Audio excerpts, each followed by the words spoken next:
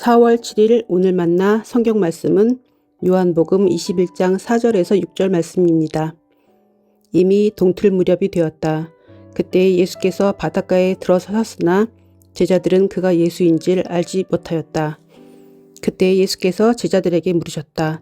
얘들아, 뭘 좀 잡았느냐? 그들이 대답하였다. 못 잡았습니다. 예수께서 그들에게 말씀하셨다. 그물을 배 오른쪽에 던져라. 그리하면 잡을 것이다. 제자들이 그물을 던지니 고기가 너무 많이 걸려서 그물을 끌어올릴 수가 없었다. 아멘. 오늘 만나로 만나주시는 하나님을 기대합니다. 요한복음 21장은 제자들의 아주 현실적인 모습으로 시작됩니다. 예수님의 십자가 죽음 이후 그들은 다시 갈릴리로 돌아왔습니다. 그리고 자신들이 원래 하던 일, 고기를 잡는 자리로 돌아갑니다. 어쩌면 그들의 마음에는 이런 생각이 있었을지도 모릅니다. 예수님께서 꿈꾸셨던 것은 다 끝난 일이다.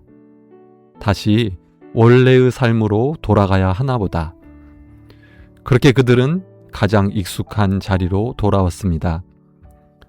갈릴리 바다는 그들에게 낯선 곳이 아니라 가장 자신 있는 공간이었습니다.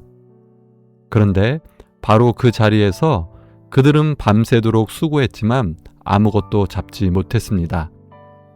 그때 예수님께서 물으십니다. 얘들아, 무얼 좀 잡았느냐?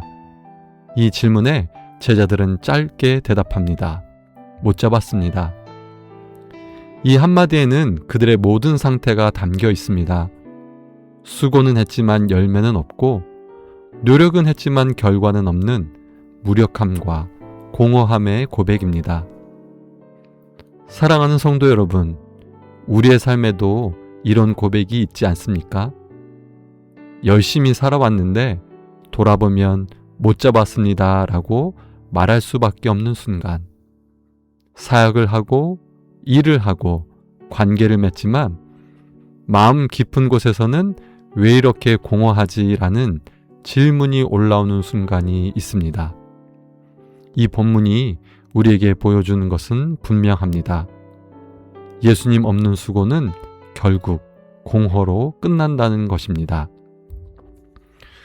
그런데 중요한 것은 실패와 공허함 가운데 있는 제자들을 그냥 두지 않으시고 찾아오셨다는 사실입니다. 동틀 무렵이 되어갈 때 예수님은 그 실패의 자리, 바로 그 갈릴리 바닷가에 서 계셨습니다. 여러분, 하나님은 우리가 실패한 그 자리를 외면하고 무의미하게 두시는 분이 아니라 그 자리로 찾아오시는 분입니다. 이제 예수님께서 말씀하십니다. 그물을 배 오른쪽에 던져라. 그리하면 잡을 것이다. 사실 이 말은 제자들의 경우로 보면 이해되지 않는 말입니다. 밤새도록 던졌던 그물입니다. 같은 바다입니다. 오른편이라고 특별히 다른 것도 아닙니다. 그러나 제자들은 순종합니다. 그리고 그 결과 고기가 너무 많이 걸려서 그물을 끌어올릴 수가 없었습니다. 여기서 우리는 중요한 진리를 보게 됩니다. 열매는 경험이 아니라 순종이 결정합니다. 결과는 능력이 아니라 말씀에 대한 반응이 결정합니다. 제자들은 전문가였습니다. 그러나 그들의 전문성은 아무것도 만들지 못했습니다. 하지만 예수님의 말씀에 대한 한 번의 순종이 전혀 다른 결과를 만들어냈습니다. 또 하나 중요한 사실이 있습니다. 제자들은 먼저 예수님을 알아보고 순종한 것이 아닙니다. 순종한 후에 그분이 예수님이심을 알아가기 시작합니다. 순종이 깨닫게 합니다.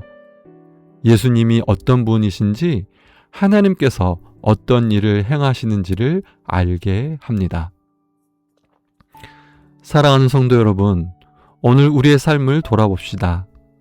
나는 지금 무엇으로 살아가고 있습니까? 경험입니까? 능력입니까? 아니면 말씀입니까?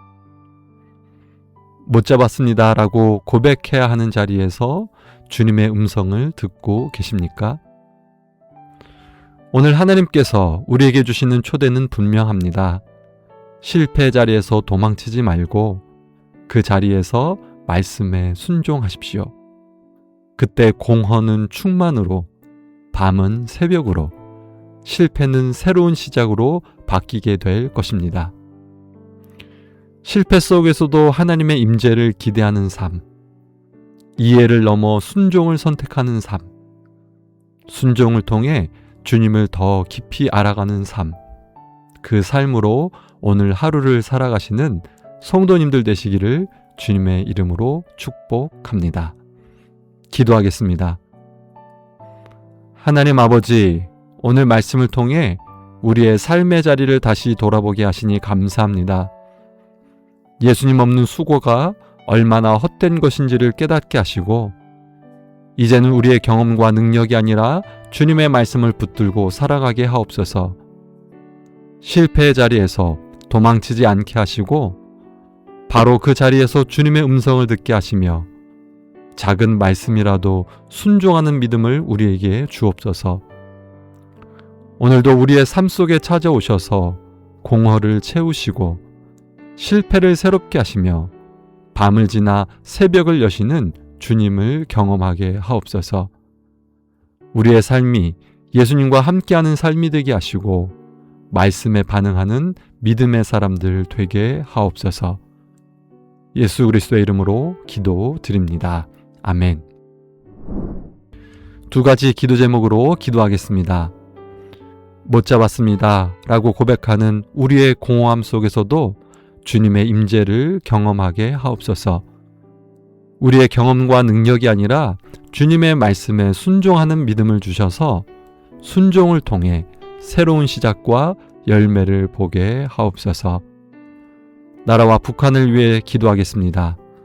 하나님, 이 나라가 인간의 계산이 아니라 하나님의 진리와 공의를 따라 세워지게 하시고 지도자들에게 하나님을 경외하는 지혜를 허락하여 주옵소서.